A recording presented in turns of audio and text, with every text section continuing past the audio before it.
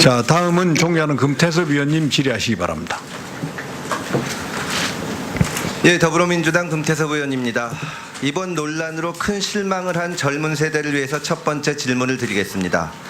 후보자는 오랜 기간 SNS를 통해서 사회 문제에 대해, 특히 공정함에 대해 발언을 해왔습니다. 극심한 경쟁에 시달리는 젊은이들은 후보자의 발언을 보면서 그래도 이 세상에는 가치를 지켜가며 사는 분이 있구나, 본보기가 되는 분이 있구나라는 생각을 해왔습니다. 그런데 후보자가 지금까지 해온 말과 실제 살아온 삶이 전혀 다르다는 것을 알면서 충격을 받은 겁니다. 후보자 또는 후보자 주변에서는 위법은 없다, 결정적인 한방은 없지 않느냐, 이런 얘기를 했습니다. 상식에 맞지 않는 답변입니다. 사람이 이걸 묻는데 저걸 답변하면 화가 납니다. 그건 묻는 사람을 바보 취급하는 겁니다. 후보자는 금수저는 진보를 지향하면 안 되냐, 이른바 강남좌파는 많을수록 좋은 것 아니냐라고도 했습니다. 역시 엉뚱한 답입니다. 후보자는 학벌이나 출신과 달리 진보적인 삶을 살아왔다는 이유로 비판받는 것이 아닙니다. 말과 행동이 전혀 다른 언행불일치 때문입니다. 저는 후보자가 진심으로 또 변명 없이 젊은 세대에게 사과해야 한다고 생각을 합니다. 후보자가 우리 세대의 대표적 지식인으로 꼽혀온 것을 생각하면 저도 진심으로 미안한 생각이 듭니다. 후보자는 개혁주의자가 되기 위해 노력했지만 아이 문제에는 불철저하고 안이한 아버지였음을 고백한다라고 말했습니다. 저는 그 얘기를 보고 깜짝 놀랐습니다. 거기서 개혁주의자가 왜 나옵니까?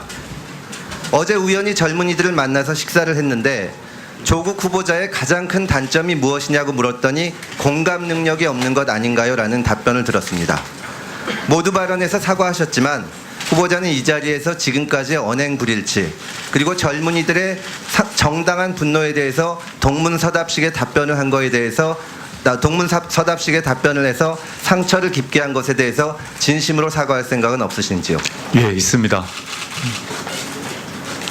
네, 연장선상에서 묻겠습니다. 이중 기준의 문제입니다.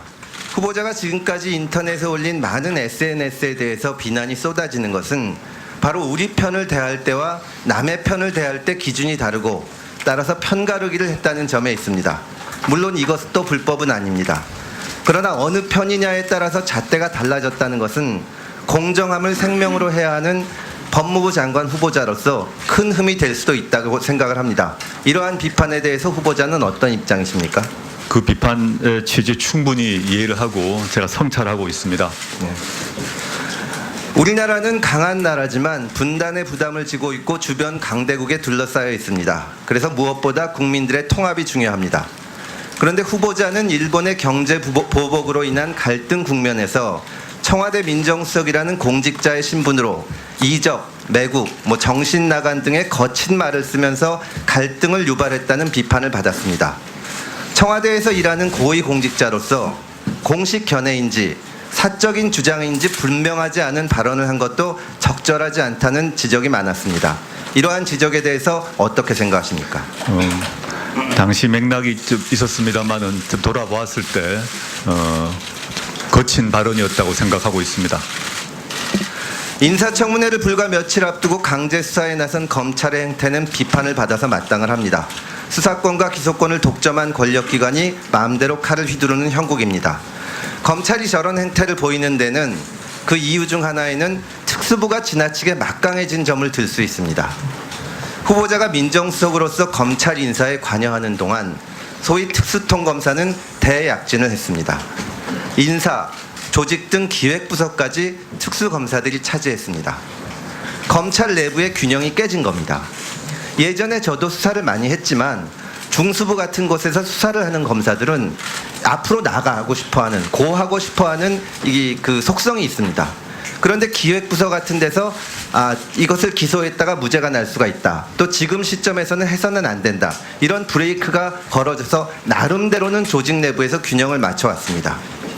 그런데 지금처럼 특수부 검사가 모든 지위를 다 차지하고 모든 보직을 차지하고 있으면 권력기관의 속성상 권한의 남용이 나올 수밖에 없습니다.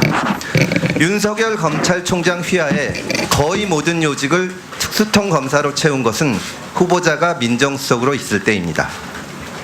또한 후보자가 주도적으로 만든 수사권 조정 정부안을 보면 검찰의 특수수사 기능은 거의 그대로 유지하는 것으로 되어 있습니다. 저를 비롯한 여러 의원들이 그렇게 하면 검찰의 권한을 약화시키는 것은 불가능해지고 언젠가 큰 부작용이 생길 것이라고 여러 차례 충고를 했습니다. 그럼에도 후보자는 검찰의 사정기관을 유지하거나 오히려 강화하는 입장을 바꾸려고 하지 않았고 지금의 수사권 조정안을 내놨습니다. 일부에서는 지금 검난이라고까지 부르는 이번 사태를 통해서 후보자가 검찰 개혁에 대해서 지금까지 견지해온 입장에 문제점이 드러났다고 봅니다. 이런 지적에 대해서 후보자의 입장은 어떻습니까? 수사권 조정안 같은 경우는 두 장관님이 합의하신 것이고 그 두 장관님은 그 당시 시점에 경찰 검찰의 의견을 존중하면서 절충한 것입니다.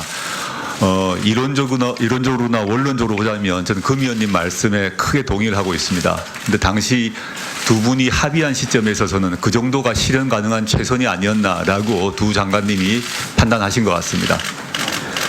그 특수수사권을 대폭 축소하거나 줄여야 되는 방향으로 나아가야 한다는 데는 동의하십니까? 예, 전적으로 동의하고 있고 수사권 조정안에도 검찰의 직접 수사 범위를 대통령령에 위임함으로써 그걸 단계 줄여나가는 식으로 설계되어 있는 것으로 알고 있습니다. 예, 후보자에 대해서 지지하시는 분들도 있고 반대하는 분들도 있지만 제가 짚어본 여러 문제점 또 검찰 개혁에 대한 안이한 접근 등을 보면서 후보자가 과연 법무부 장관에 적합한 검찰 개혁의 적임자인지에 대해서 많은 분들이 의문을 제기하고 있는 것도 사실입니다.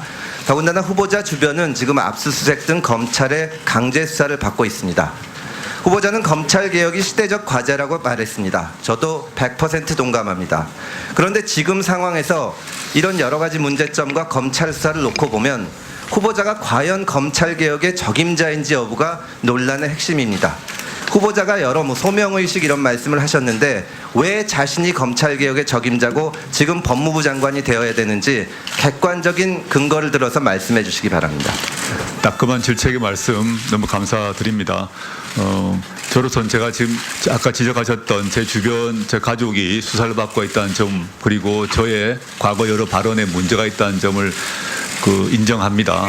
그러면서도 지금 문재인 정부 국정 과제의 가장 중요한 과제 중에 하나가 검찰개혁 법무부 탈검찰안입니다.